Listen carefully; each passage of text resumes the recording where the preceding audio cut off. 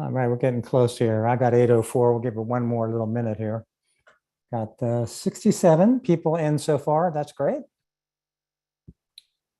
Okay, it's working now. Good, thanks.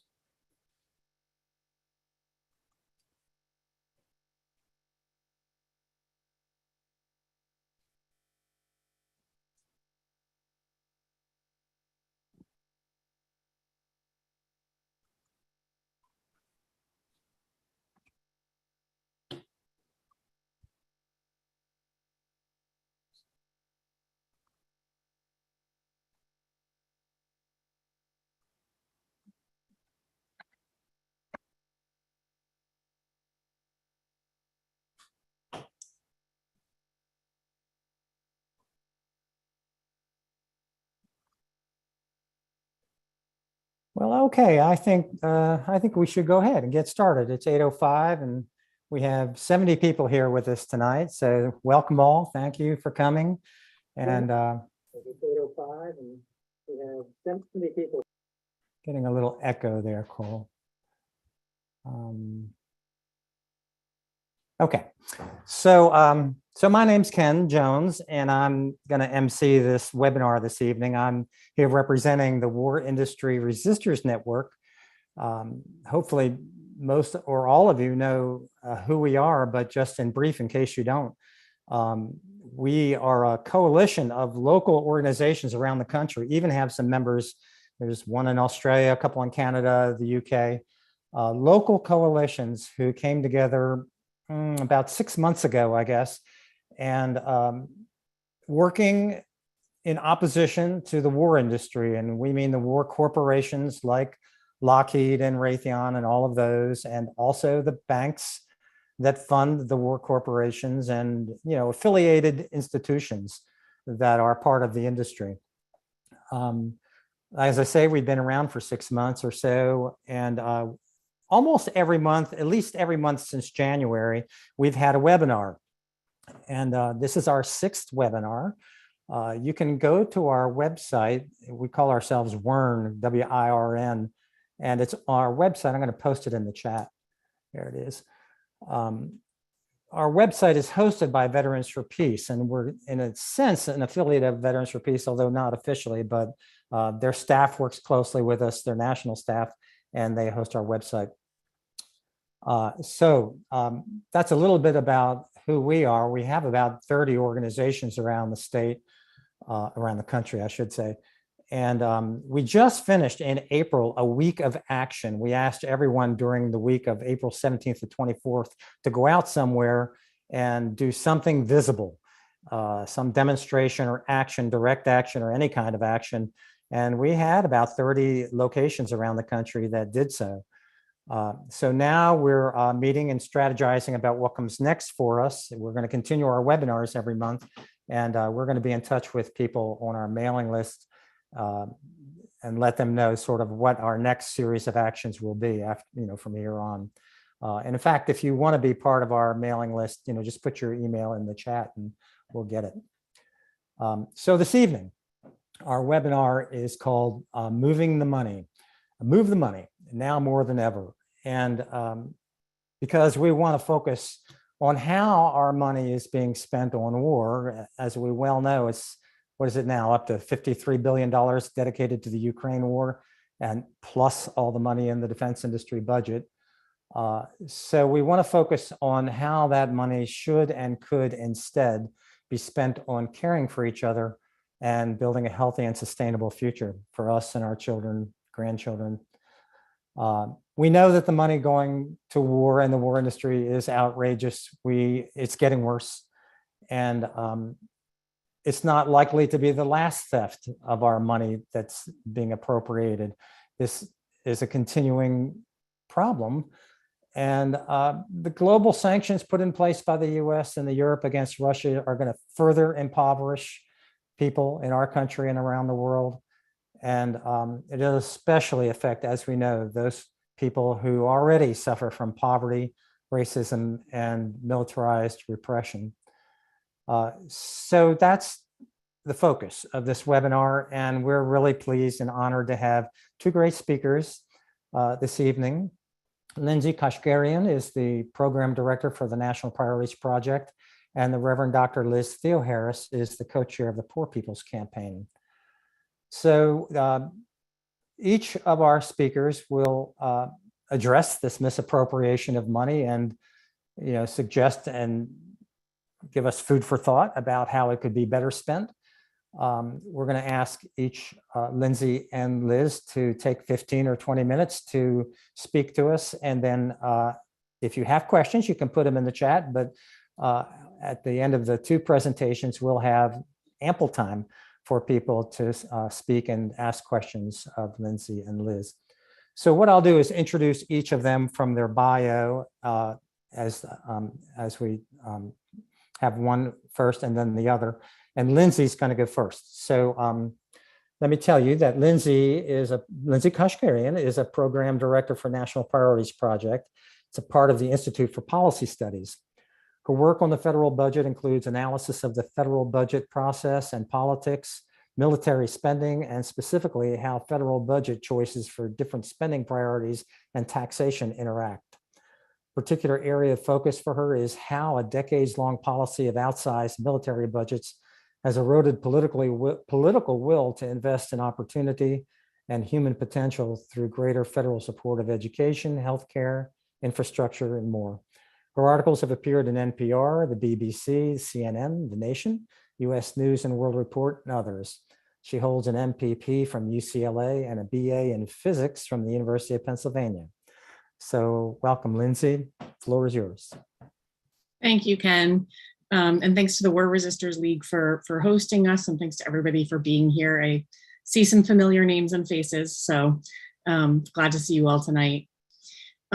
As Ken said, I run the National Priorities Project, and we are all about moving the money. That is our reason for being.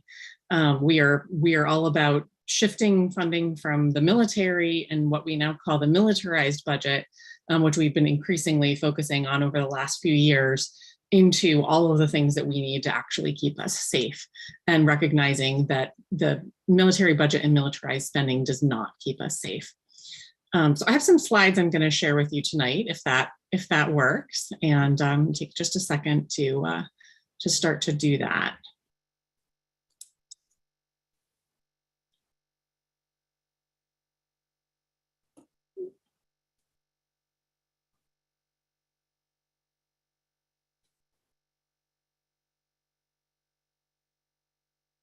See, can you see that? Yes. All right. Okay, so Pentagon spending versus true security. This is, anybody who knows the NPP's work, you've seen one of these before. This is our pie chart, and this is where we show you the discretionary federal budget. That is the budget that Congress allocates every year. It includes almost everything the federal government does, but it doesn't include some big things like Social Security, Medicare, most of Medicaid. Those things are separate, what's called the mandatory budget. So those things aren't here, but this is what Congress does every year. When you hear all about budget negotiations, when you hear about government shutdowns because they can't negotiate a budget, this is what we're talking about, is this budget. And it's about $1.5 trillion. And here, what I'm showing you is, this is not our current budget. This is what President Biden has suggested. This is what he put in his official budget request to Congress for fiscal year 2023, which begins on October 1st of this year. So this, in theory, is what the president and the administration want the budget to look like. This is what they would get if they could choose. And as you can see, if 52% of it goes to the military, and then smaller pieces for everything else, down to, once you get to food and agriculture, it's just 1% of the budget. Health is only 4%, education is only 6. And that's really significant because that is pretty much all the federal funding for education, and specifically for K-12 education. So as you can see, there are huge funding disparities here. And unfortunately, this is pretty much what the budget has looked like year in, year out for many, many years. It's been 52% military, 53% military, right around there year and year again. Now, here's something that's interesting. For President Biden's proposed military spending for 2023 is $813 billion. When Trump was president and projected what his 2023 military budget would be, it was only $775 billion. So Biden is actually asking for more than what Trump was expected to ask for. Now, granted, given the opportunity, Trump may have asked for more, but the point is that this is a truly huge number that Biden is asking for by any standard. Now, this is what happened last year. President Biden proposed a $753 billion budget, and Congress gave all of us back a $782 billion military budget. So Congress added to what President Biden requested. And unfortunately, that's what we're worried about happening again this year, is that Biden has proposed a certain number. Members of Congress who are hawks, members of Congress who have never seen a military spending proposal they don't like, they're going to add to it, and they're already working on adding to it. Now, here's another thing that we know that money is going toward right now. That $813 billion, all of those numbers I just showed you, those don't include aid for Ukraine. And we all know that this is a big source right now, both military spending and also a big rationale that military hawks are using for why we need to spend even more. And it's almost bigger as a rationale than it is as a spending issue.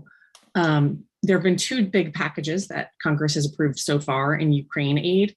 The first one was $13.6 billion total, and about half of that was for the military. The rest was humanitarian aid, economic aid for Ukraine and neighboring countries.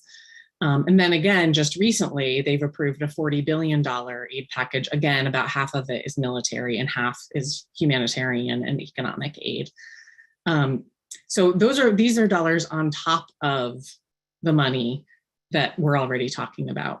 And one thing that when we hear that we need to spend more overall because of Ukraine, one thing that's important is that these dollar amounts already include money to pay back the Department of Defense for whatever weapons they're sending to Ukraine. So they're already getting a cut of this. And so when we hear that we need to spend even more on that, they're double dipping. Now, here's an example of things that Congress has said no to and yes to recently. You've probably heard about the baby formula shortage. It's terrible. I have a cousin in Ohio who's texting all of her, I'm in Massachusetts, she's texting all of us spread out all over the country from Massachusetts to San Diego, asking us to keep an eye out for baby formula at the grocery store because there's a huge shortage and it's very, very difficult to find baby formula right now. And for a lot of babies, that's where they're getting all of their nutrition. So it's a huge problem. Congress so far has declined to provide what was proposed as $28 million to help end the baby formula shortages, and has just said yes, almost unanimously, vast majority said yes to 700 times that much in military aid to Ukraine. That's the $20 billion. So this is an incredibly broken situation where we can almost find no amount of dollars that is too high for a military cause, but no amount of dollars that is too small to say no to for something that people actually need to keep them secure, and that is actually an issue of life and death.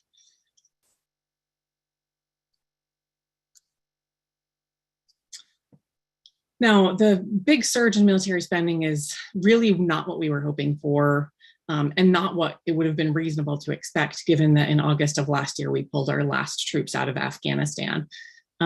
This is the first war that has ended in going back to at least World War II, where the war ended and military spending went up. It's the first time that's happened. So the first time in all those years, after all those wars, when we didn't manage to find some dollars of peace dividends, some dollars that we could take back from the military and put into something else. And this is a reminder of kind of why that is. Now, we pulled troops out of Afghanistan, but this is all the countries where the war on terror is operating. It is 85 countries. It is countries where there is counterterrorism training. It is countries where there are drones and airstrikes. It is countries where there are US troops in combat. It is a vast majority, and it's all over. You can see, if you can see the slide, you can see the map that There are dots all over the African continent, all over the European continent, all over the Asian continent. The war on terror has spread over the entire world, and it's still going in a lot of those places. We all heard that President Biden recently sent troops to Somalia. So there is lots of military action still going on all around the world, despite troops coming home from Afghanistan and despite the fact that we haven't sent troops to Ukraine. And this is another one. This one shows all the military installations, the US military installations all over the world, more than 750 of them. And they're everywhere. And we're the only country that does this. No other country has hundreds of military installations around the world. No other country has more than 20. So that's why we're spending so much. But it's not just that. Those are the biggest expenses. But the Biden budget proposal, while it did a lot of bad things and calls for way too much military spending, it did one thing that's kind of interesting, which is it also presented this way of looking at the budget that they call it security and non-security. That's not what we would call it. But what they do is they take military spending and they add to it Homeland Security, Veterans Affairs, nuclear weapons, intelligence, and foreign relations, and they call it security. And when they do that, 60% of the budget goes to those things. And another 8% goes to veterans medical care, and only 33% is available for what they call non-security. But non-security is everything else. That includes housing programs, homelessness programs. It includes public health. It includes education. It includes community investments. All of those things that are actually our security go into the 33% of the budget that they say is non-security. And at National Priorities Project, we've been looking at things in a similar way for a long time. And we've also found that we also add some federal law enforcement into what we don't call it security, we call it militarized. But we also add that in, and we find the same thing. About only 1 in 3 federal dollars of the discretionary budget are available for all of those things, for housing, for public health, for education, for community investments, because all of it is going into this militarized budget. Now, for the 20th anniversary of 9/11, we looked back to see how much we'd spent on all of those things during the entire course of the 9/11 wars. And it was $21 trillion. And just to put that into perspective, for $21 trillion, we could fully decarbonize our electric grid. We could create 5 million jobs paying $15 an hour with benefits and cost of living adjustments for 10 years. We could erase federal student debt, and we could do all of it for less than half of what we've spent on militarization. And so these are the things that we've lost. These are the things that we've neglected by continuing to pour trillions and trillions of dollars year after year into things that don't keep us safe. Now, unfortunately, these budget priorities, as I hinted at the beginning, are continued in the Biden budget proposal. So, for instance, 3 times as much for nuclear weapons as for the CDC, 9 times as much for nuclear modernization, that's the planes and ships and delivery systems for nuclear weapons, as for anti-homelessness grants, 20 times as much for military research and development as for renewable energy and energy efficiency that would help to end climate change, twice as much for the Space Force that Trump made up as for substance use and mental health that is causing tens of thousands of deaths in this country every year. And more for a single weapons systems, the F-35 jet fighter, than for all diplomacy programs. All of them are outnumbered by a single weapons program. And these are Biden's proposals. These are what he's saying he wants to see. So we know something is terribly, terribly broken.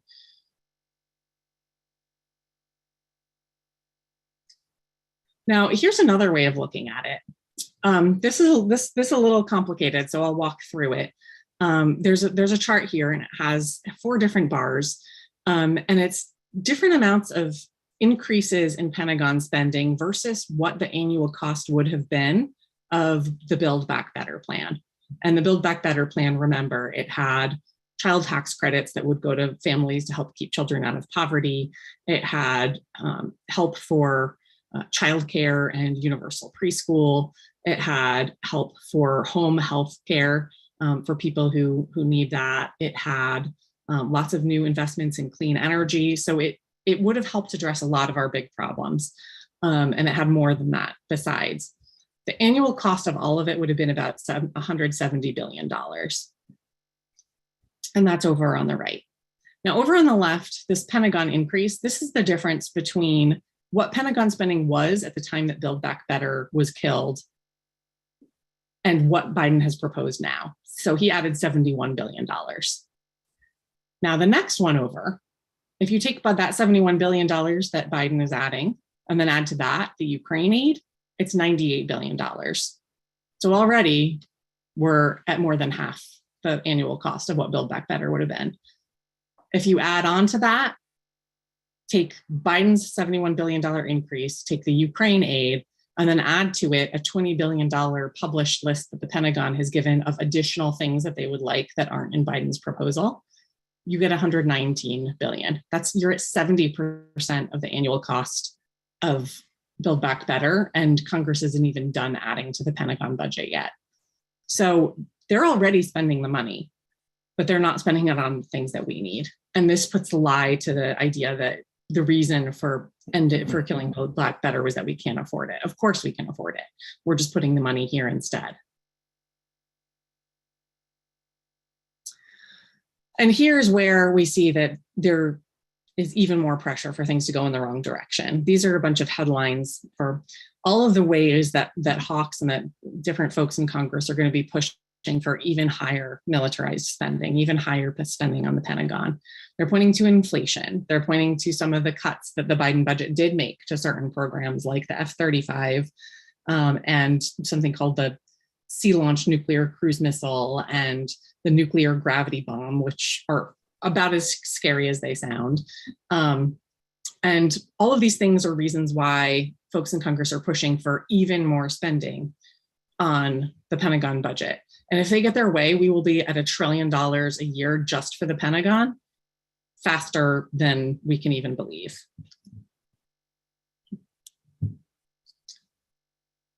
So here's another fact you might want to tell people. This is something that really relates. If you're an average taxpayer and you paid taxes in 2021, you probably paid over $900 just for military contractors and only $171 for K-12 education.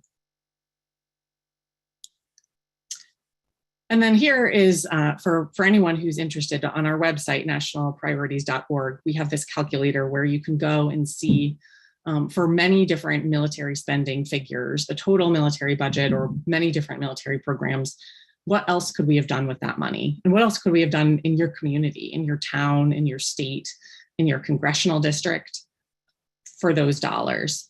So you see some of the top options here. We could hire nurses, we could create new public housing units, we could create jobs that are good paying and have benefits. And all of those things are things that you can see how you could trade that off. And as you go back into your communities and you do some of the actions that Ken was talking about earlier, or you write letters to the editor or all of those things, this is a really useful tool to be able to show people just what we're losing when we spend so much on things that don't keep us safe. And finally, Ken talked a little bit about what some of us are doing about it, and I know that this will be a focus of Reverend Theoharis when she comes up. But June 18th, Washington, D.C., I will be there. I know that many of you will be there. I hope that you will be there, is the Poor People's Campaign Moral March. And it brings all of this together. And the Poor People's Campaign is the only movement that brings all of this together. And it's incredibly important that we all be there and help to make the change that we need, which the Poor People's Campaign has been doing so beautifully for the last few years. So I will leave it there, and thank you for listening. Thank you so much, Lindsay, for lots of food for thought there, isn't there? So if you have questions, you can hold them until the end, or you can put them in the chat. Now I'm going to introduce Reverend Dr. Theoharis. So Reverend Dr. Liz Theoharis is co-chair of the Poor People's Campaign, as probably most of you know, along with Reverend Dr. William Barber. She's the director of the Kairos Center for Religions, Rights, and Social Justice at Union Theological Seminary. She's an ordained minister in the Presbyterian Church, USA, and teaches at Union Theological Seminary in New York City. Reverend Dr. Theoharis is the editor of We Cry Justice, Reading the Bible with the Poor People's Campaign. She's the author of Always With Us, What Jesus Really Said About the Poor, and co-author of Revive Us Again, Vision and Action in Moral Organizing. In 2021, she received the Hunger Leadership Award from the Congressional Hunger Center, along with Reverend Dr. William Barber II. In 2020, she was named one of 15 faith leaders to watch by the Center for American Progress. 2019, she was a Selma Bridge Award recipient and named one of 11 women shaping the church by Sojourners. In 2018, she gave the Building a Moral Movement TED Talk at TED Women, was named one of the Politico 50 thinkers, doers, and visionaries whose ideas are driving politics, and was also named a Woman of Faith Award recipient by the Presbyterian Church USA. Reverend Dr. Theoharis received her BA in Urban Studies from the University of Pennsylvania, her Master's of Divinity from Union Theological Seminary in 2004, where she was the first William Sloane Coffin Scholar, and her PhD from Union in New Testament and Christian Origins. So welcome, Reverend Dr. Liz Theoharis. Well, thank you so much, Ken. And I love getting to follow Lindsay, because I always know we're going to get such a really important understanding and analysis of the situation, of the context in which we're living, and of course the urgency of why we have to do something different. I want to actually start, again, I see some friends and names and faces of folks that are very involved in the work, but I still wanted to start my presentation this evening sharing a video from of the Poor People's Campaign, because I think a part of what I wanted us to ground ourselves in, especially given the kind of facts and figures that were just laid out, is some of the faces and realities of those who are hurt first and worst in this country, and then others all across the whole world, who are poor and dispossessed from war and militarization. And so I wanted to share that, and then I'll have some more remarks. All right.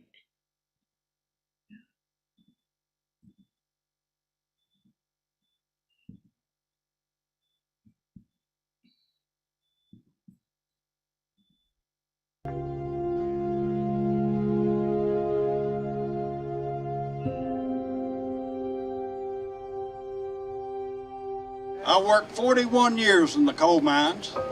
I have black lung, and it's just unfathomable what these poor coal miners have to go through in order to get what they have worked for and deserve. At one time, poverty was a temporary condition. You were on a down slope for a minute, but you could bounce back up. We can't bounce back up today. It's permanent. We're not going back to the factory and building cars and trucks like we once did. A job working at McDonald's or the grocery store doesn't pay enough for one person to live. We work a 40-hour work week, still not enough. Living from paycheck to paycheck. Rent is $600 a month. We got water bill, electricity. I do this for my kids. And it hurts. I'm 46 years old. I've lived in poverty here in West Virginia every day of my life. And I'm working. I am working poor with a bachelor's degree. I'm doing the best I can with what I have. We were in the height of mass water shutoffs. This entire neighborhood was shut off all at one time. I saw all my neighbors get shut off right in front of me. It was kind of terrifying. I'm 42 years old and I'm a cashier at McDonald's. I had lost my house. You're welcome to come inside. There's a lot of people that are living in their cars. You never notice until you're in the same situation. I don't have stuff to give my children. I'm paying all these bills, and they need school clothes and stuff. And they be asking me for, I can't give it to them. Now I'm a Kansas farmer's wife. Kansas farmers are committing suicide. Why? They're usually in debt up to their eyeballs. I see poverty in my own community. You know, there's a 70% unemployment rate in the reservation right now. Here in New York City, we're home to millionaires and billionaires, and we have so many people living in the street, and that's just not right. I've been a homeless veteran twice, lived in a shelter. I've been living down here since I was 17. My only chance of going to college was joining the Army. We are demanding that we stop the war on our poor. 700,000 people in this country are on the verge of losing their food stamps. This budget calls for shrinking the social safety net programs like Medicare. I just know that everything that's happening to us isn't right. I'm in stage 5 of kidney disease. I fell behind on my health care, and they canceled my health insurance, and they told me I have to wait until open enrollment. There's only 5 stages of kidney disease, and I'm in the 5th stage. Murder, it's murder. You know, if you ask me, it's murder. I lost a son to gun violence, and I lost a daughter. No parent in America should have to bury their child for lack of medicated space. I'm wailing because my children, my God, are no more. My God, Kevin. I'm wailing, y'all. Wailing. Cause my babies ain't no more. How many more babies? How many more children? No more.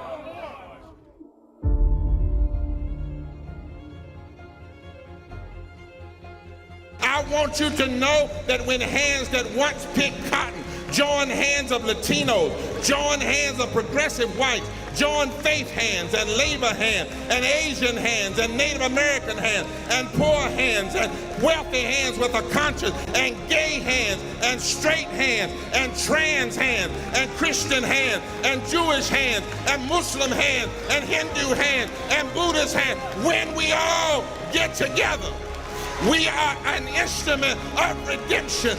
When we join hands, we can revive and make sure that the promise of life, liberty, and the pursuit of happiness and equal protection under the law is never taken away from anybody. So I got a question. Are the rejected ready to revive and declare that this land is your land, this land is my land, this land is our land, and together from the State House to the White House, the rejected are going to demand that this nation never give up on being one nation under God, indivisible, with liberty and justice for all.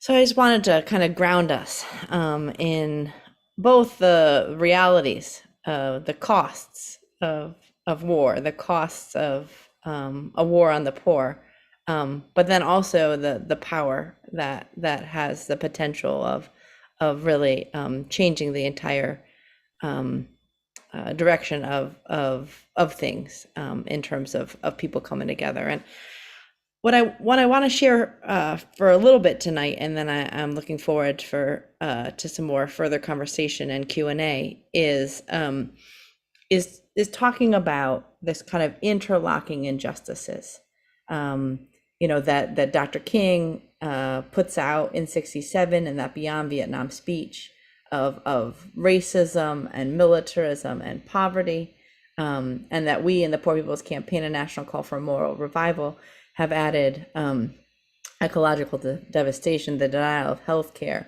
and this false narrative of religious, especially Christian nationalism. But I want to talk about when we look at the interrelation and the interlocking nature of those injustices. I think it's really important for us to point out kind of two different aspects of the anti-militarism and war economy work. We in the Poor People's Campaign talk about overcoming these interlocking injustices of militarism and the war economy. And when we look at militarism, the devaluing of life, the kind of waging declared and undeclared wars all over the world. When we talk about the militarization of our communities, of our border, of the more than 800 bases, military bases we have around the world, we can see the direct connection between the militarization of our world and this kind of dependence on militarism by looking at any of what's going on in our world today, whether it's white supremacists shooting grocery shoppers, to young people murdering kids in schools, to being the closest that we've been, at least in my lifetime, to nuclear war and annihilation. We see the devaluing of life, and what we often call in the Poor People's Campaign a death measurement. And again, we can keep on seeing just this death upon death upon death when we look at the pandemic, right? And who is been killed and who has died at rates of 2 to 5 times other people has been poor and low income people. We can look at this death when we either pay attention to war happening across the world, or when we don't actually hear about what's going on in Yemen, when we don't hear about all kinds of wars declared and undeclared across the world. And it's death when we talk about the low wages, the lack of investment in climate resiliency. It's death when we talk about poisoned water and air. It's death when we, as Lindsay was showing, can find, trillions upon trillions of dollars to kill people and and yet, our politicians allow for 4 million kids to be pushed right back below that poverty line just by the negligence to actually extend a child tax credit, right? And so I think it's really important in our work to understand what militarism and all of its implications are.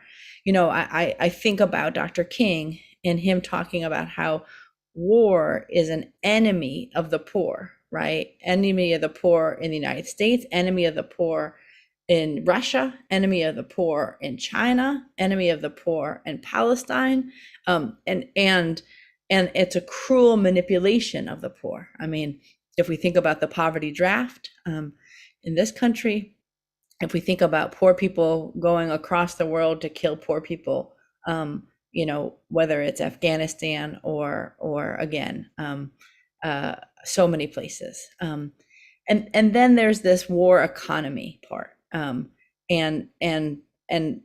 seeing the kind of costs of the militarization of our budgets and of our priorities. And again, we see, any nation that spends 53 cents of every discretionary dollar on purpose, choosing to do so, and yet less than 15 cents on childcare and healthcare and living wage jobs and anti-poverty programs that lift from the bottom is a nation that has a death measurement. But then also we see the costs of violence and of war, and we see the costs of poverty and the lack of education and all of these. And so I wanted to actually talk a little bit about those costs, how we live in the richest country in human history, and yet child poverty is costing the nation $1 trillion a year.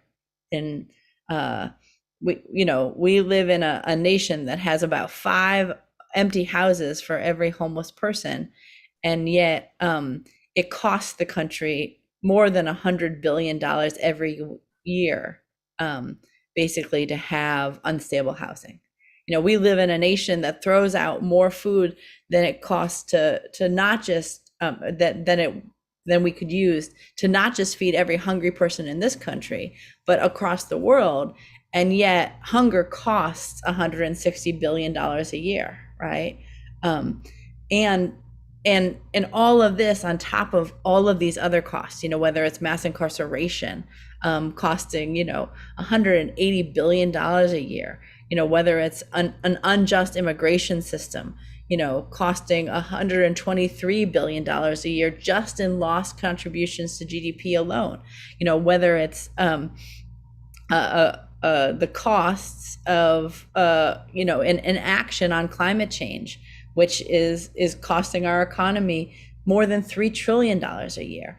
That these costs are some of the very costs that we must be talking about, and that who is being again hurt first and worst are poor families, are impacted communities, are the, you know, our low wage workers, are you know, neighborhoods that have you know, are on Superfund sites, and again, it does just not have to be this way. These are all costs that actually, to resolve these problems, would be far more beneficial than to keep on letting this kind of injustice you know, continue. So I want to just say a little bit more, and then I am indeed looking forward to more conversation. You know, we in the Poor People's Campaign have been saying, you know, since we put together a Poor People's Moral Budget, that we have to start with cutting our military budget in half, and that you know, the money that would be saved when we do that, if invested in the kinds of social programs, both in the US and across the world, that were really about lifting from the bottom, that this could help us move towards ending wars and you know, reining in military contracts, and could also be towards actually achieving you know, security, true security, and not the national insecurity that we experience because of our obsession with war and conflict and violence and militarism. And you know, as we were hearing earlier, when we think about how you know, our nation ranking first in the world for military spending, but amongst you know, richer nations has a way higher poverty rate than almost anywhere, and even that we can see this imbalance. But again, kind of as the last part of that video that I wanted us to be grounded in, you know, says, but in just what Dr. King also said, was that the Achilles heel, the weak point of this system that that feeds on and is built on militarism and racism and poverty, is to unite and organize those who are most impacted, including and starting with poor and low-income people, you know, into a powerful force for change. You know, again, it's very clear that it's not the lie of scarcity. We see this with every military budget and Pentagon spending.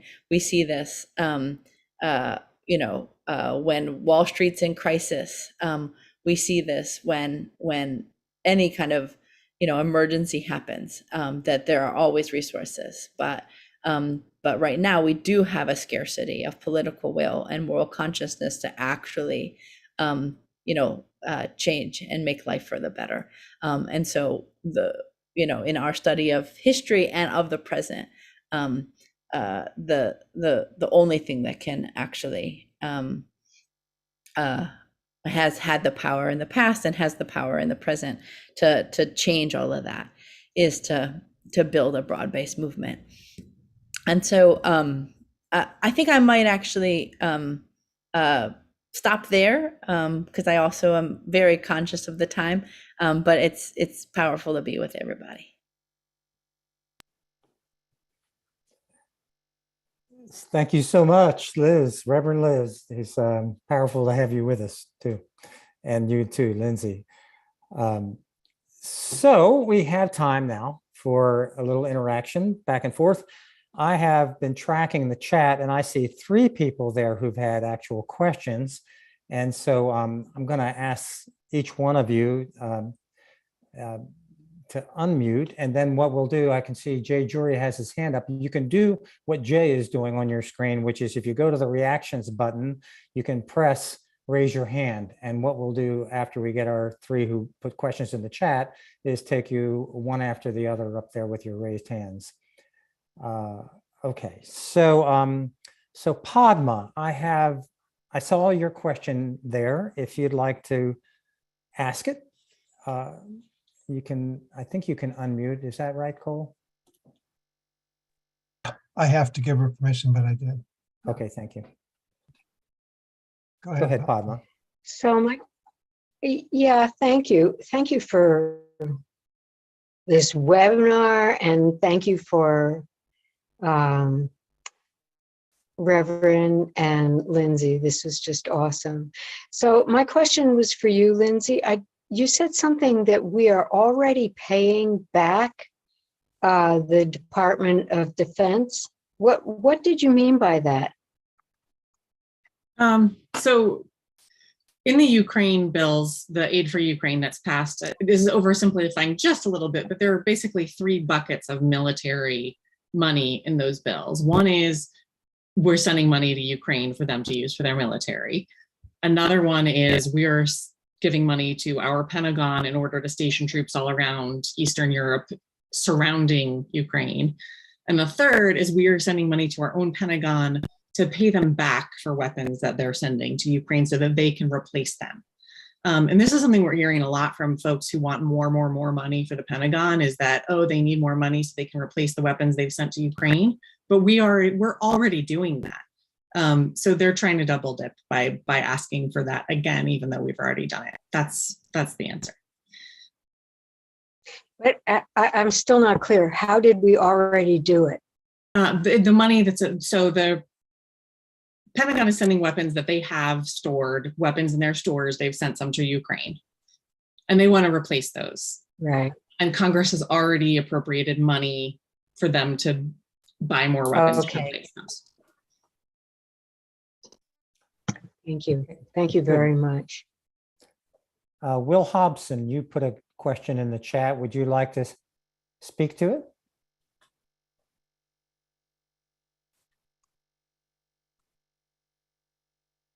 As soon as we can get you on screen here. Can't unmute, Will says. Try it now. All right. Sorry. Yeah, so my question, was basically I am probably would be considered a little bit on the right side of the political spectrum by people in this group, but is your organization interested in single issue coalitions with people that, you know, from the right side of the political spectrum that are intensely anti-war? Are you asking one of our speakers that, Will? Yeah, or the organization in general. I was tipped off about this meeting by a friend that I talked to, and just wanted to check it out. Well, I can answer for the War Industry Resistance Network, which is the host organization for this webinar, and we don't see ourselves as a single issue coalition, and exactly because both Lindsay and Reverend Liz pointed out, so many things are interconnected here. So we see ourselves as about a whole variety of things. In fact, if you go to our website, you'll see the 5 webinars that we've done so far have been about various issues. And we're going to, keep thinking about how militarization has pervaded our society. As far as left-right spectrum, I don't hold a lot of credence for whether you're left or right. It's about whether you understand the impact of the militarization on our society and sort of the corrupting nature of how we spend our money and how we could better spend it. So, yeah, I'm not sure I'd like to characterize us as either left or right. I don't know. Does that answer you? Would you like to hear from the Poor People's Campaign and from National Priorities? Whoops, you're muted. You're muted, Will. Sorry about that. I was trying to keep the lawnmower in the background out of the sound. Okay, well, I'll keep checking in with you guys and watching it. I represent a fairly large faction of the anti-war right, and or at least people would probably consider us right. But yeah, I would love to work together in coalitions and be interested in your projects, and I'll try to keep checking in. Send us an email, Will. We have an email that's on our website. Okay, and, I'll send you an email. I'll explain what my group is. So thank you. Great. Appreciate it. Okay.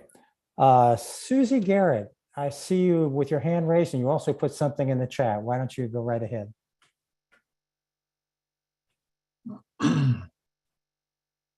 You need a moment for us to get you unmuted here. Okay. What a blessing to be with all of you. I have a question I've been thinking myself and have heard it said out loud now. And I think for probably 5 or 6 years now, the Homeland Security has said that the biggest threat in America is racism and white supremacy. And so I'm wondering if we as a group can find ways to ask for a plan and a dollar figure of how they are addressing that. Because I really see the interconnection also with all these things that we're talking about today. And that's my question to you.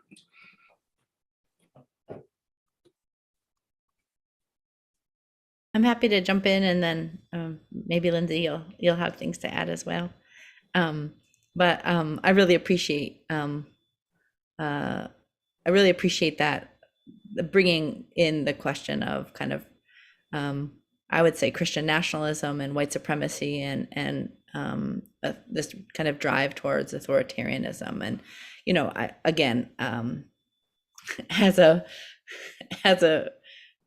Christian pastor and biblical scholar, I feel like it's been decades of seeing actually the kind of a growing political movement that really distorts both kind of constitutional values as well as religious teachings and traditions, but does kind of pass itself off as religious or Christian, that has at its very core both a deeply racist ideology and very militaristic one, that is everything about kind of upholding the status quo, and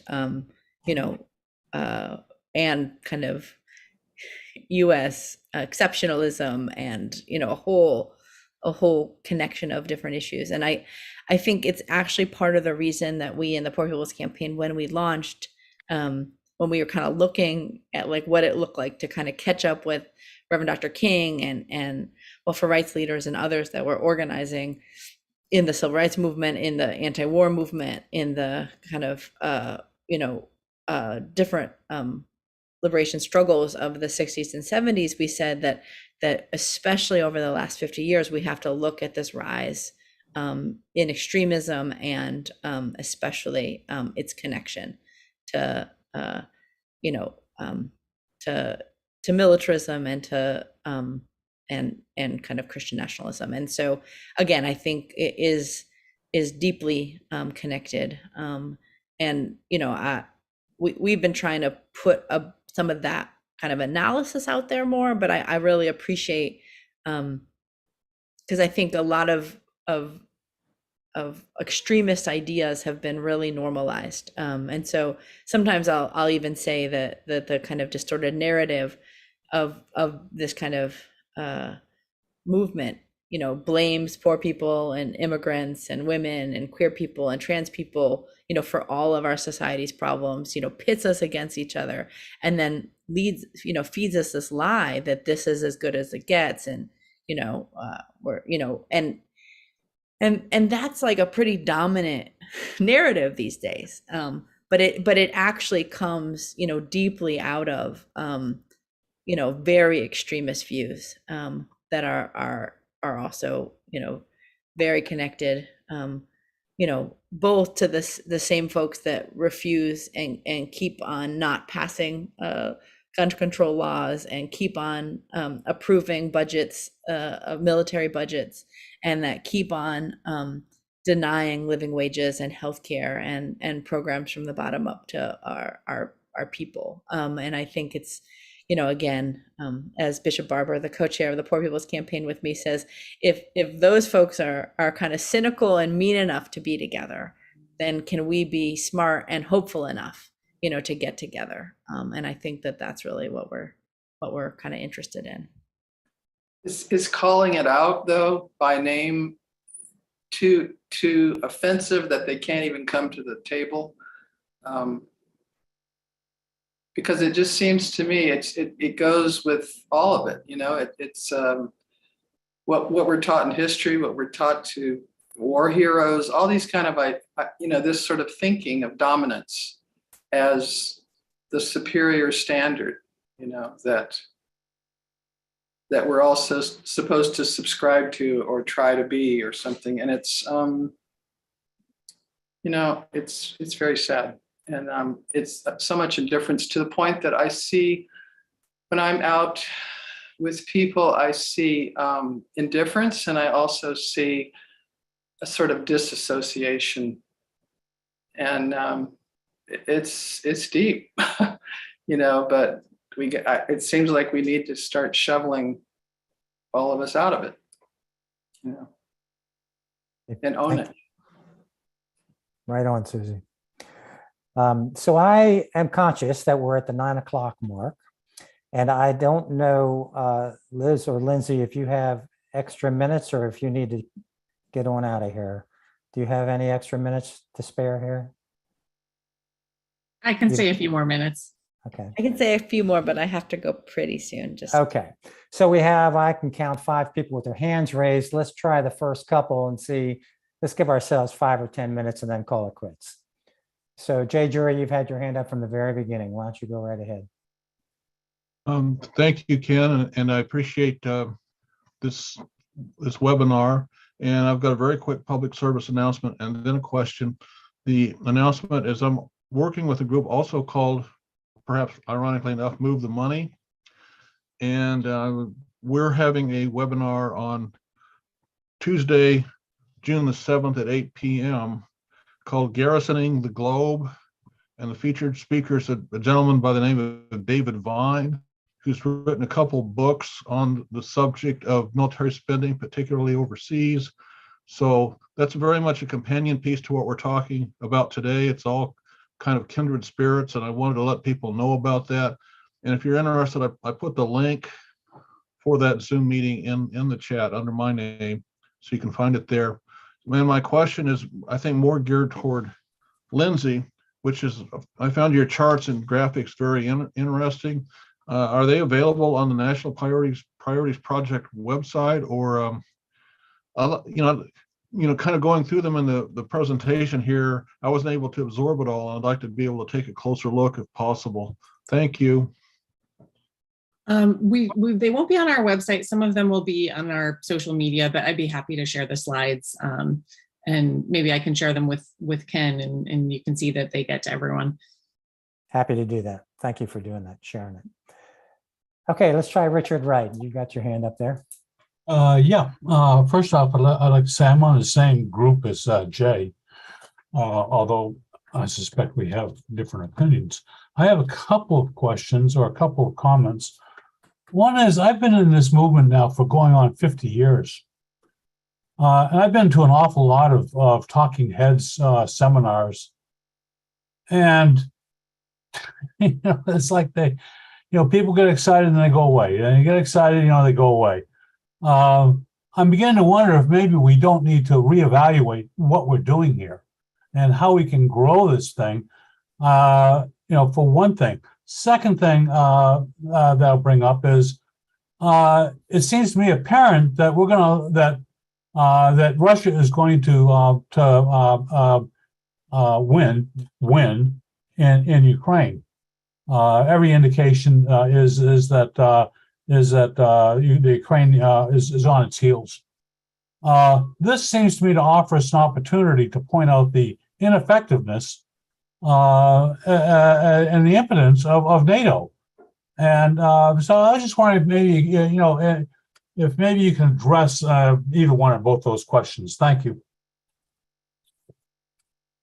I'd be happy to try. Those are pretty big questions. Yeah, I agree. They need their own. They really need their own webinar.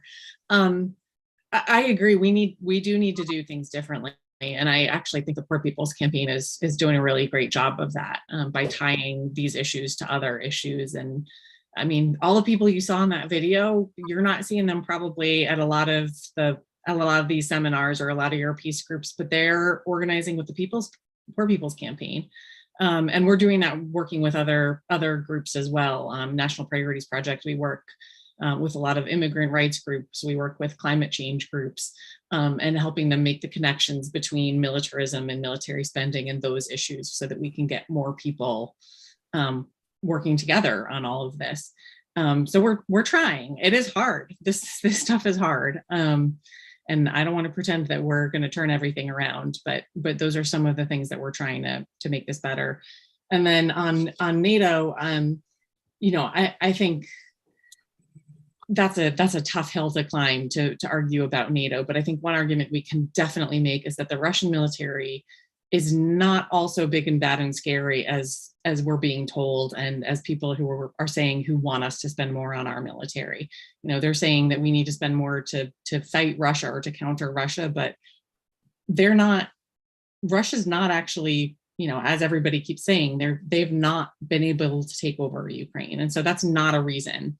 Well, that's a tactical issue. Yes, it is. Yes, it is. And then the bigger issue is that we need to be aiming for diplomacy instead of any of this. And I think that's what we need to be talking about. The money going to NATO, for one thing. Yeah. Well, that can be part of the solution. But I think the really big issue, and again, this is another whole other webinar, but the big issue is that we need to be working toward diplomacy and not looking for military solutions through NATO or through anywhere else. So thank you, Richard. And I'm sorry to say that we're not going to get to everyone's questions, folks. And if you maybe send us an email, maybe we can send emails over to Liz and Lindsay and see if they can get an answer that way for you. But in the meantime, we need to call it quits. And I want to give a plug for the Poor People's Campaign on June 18th. Probably you want to do that too, Liz. I don't know. You already have. So let's go. Let's go to DC, folks. Let's show up. And also a plug for our organization, the War Industry Resistors Network. Join us. Really, we got to all get together and work together on this. Liz and Lindsay, do you have any final words you'd like to say before we say goodbye to everyone? I just appreciate the conversation, and indeed, please meet us in DC. I think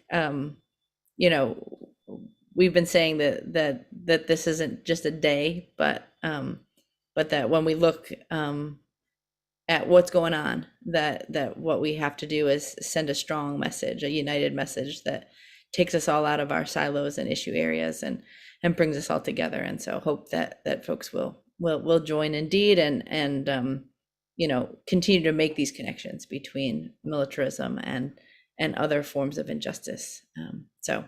But it's been great to be here. Thank you. Lindsay, anything? I don't have much to add to that. Thank you all for being here. And I hope you will come on June 18th. You'll see a lot of people you don't necessarily always see. All right, so thank you two speakers. We love you. We love that you were here with us. And thank you all who came, and let's stick together. And, we'll do another webinar next month. Hope you'll come to that too. Let's all show up at June 18th. All right. Thank you all.